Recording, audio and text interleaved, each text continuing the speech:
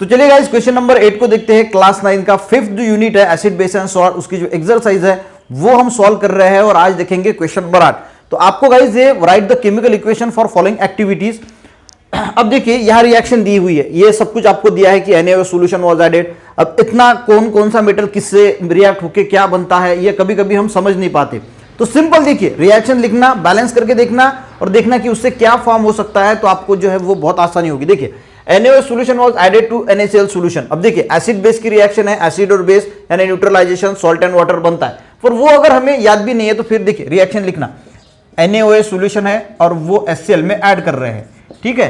तो यहाँ पे क्या फॉर्म हो सकता है, देखिए H2O फॉर्म हो सकता है, ठीक है।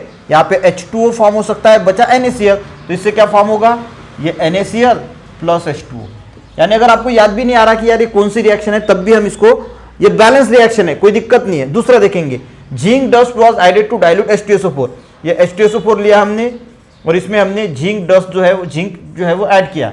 अब इससे क्या फॉर्म हो सकता है, देखिए यहाँ पे फॉर्म हो सकता है ZnSO4, ठीक है। तो मैंने लिखा ZnSO4 फॉर्म हो गया, बच्चा क्या H2, तो H2 क्या है, गैस है, तो ये भी फॉर्म हो सकता है। तो यहाँ पे H2 जो है वो गैस के रूप पे फॉर्म हुआ, ये भी बैलेंस है, कोई दिक्कत नहीं, कोई प्रॉब्लम नहीं। तीसरी रिएक्शन देते हैं नाइट्रिक एसिड, यानी क्या होता है HNO3, ये रिएक्ट होगा कैल्शियम ऑक्साइड से, ठीक है। अब यहाँ पे देखते हैं क्या फॉर्म हो सकता है। यहाँ पे गाइस H2O फॉर्म हो सकता है, पर एक ही वो है, यानी CaNO3 अगर फॉर्म हुआ तो HO ही बचता है। तो ये H2O फॉर्म होने के लिए यहाँ पे ये ट्वाइस HNO3 हो सकता है। अब देखते हैं कि बैलेंस हो सकता है कि नहीं, तो देखते हैं, ये देखिए Ca और NO3। अब NO3 जो HNO3 है ये मैं ऐसे लिखता हूं HNO3, ये ट्वाइस, यानी हम आपको समझने के लिए ये ट्वाइस मैं यहाँ पे पोच देता हूं, ठीक है। यानी HNO3 तो यहाँ पे Ca और ये HNO3 जो है वो ऐसे, पर आपको जब आप लिखोगे तो यहाँ पे ट्वाइस लिखना, मैंने आपको समझने के लिए ऐसा लिखा है। तो यहाँ पे क्या फॉर्म हुआ Ca और ये NO3/2, बचा क्या H2O और फॉर्म हो गया H2O। यानी इस प्रकार भी हम इसको सॉल्व कर सकते हैं, थोड़ा दिमाग लगा कि जब भी एग्जाम में आती है पूछते हुए तब। अब कार्बन डाइऑक्साइड क्या, तो पास थ्रू KOH सॉल्यूशन, यानी रिएक्शन किसकी है, KOH प्लस CO2 की रिएक्शन है। अब इसमें देखेंगे क्या फॉर्म हो सकता है।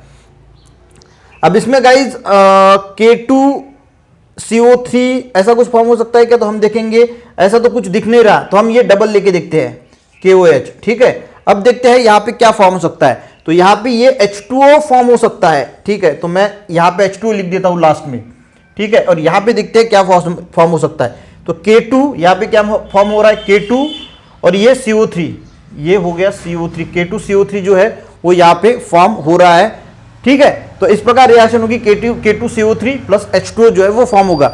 अब बेकिंग सोडा की रिएक्शन है HCl के साथ, तो HCl लिखा हमने और बेकिंग सोडा यानी सोडियम बाइकार्बोनेट NaHCO3, यहाँ पे क्या फॉर्म हो सकता है वो देखेंगे।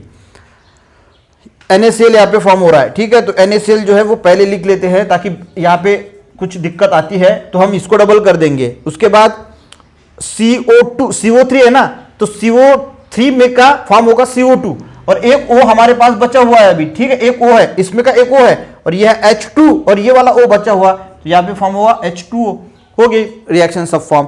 तो इस प्रकार गाइज आपको ये रिएक्शन जो है वो लिखनी है और समझना है, यानी रट्टा नहीं मारना है। तो सिर्फ याद रखना है कि भाई ये फॉर्म हो सकता है, तो किस प्रकार थोड़ी प्रैक्टिस करके देखना, आपको जो है ये आ जाएगा। मिलते हैं नेक्स्ट जो 9 नंबर का क्वेश्चन है उसके साथ, तब तक के लिए गाइस जय हिंद।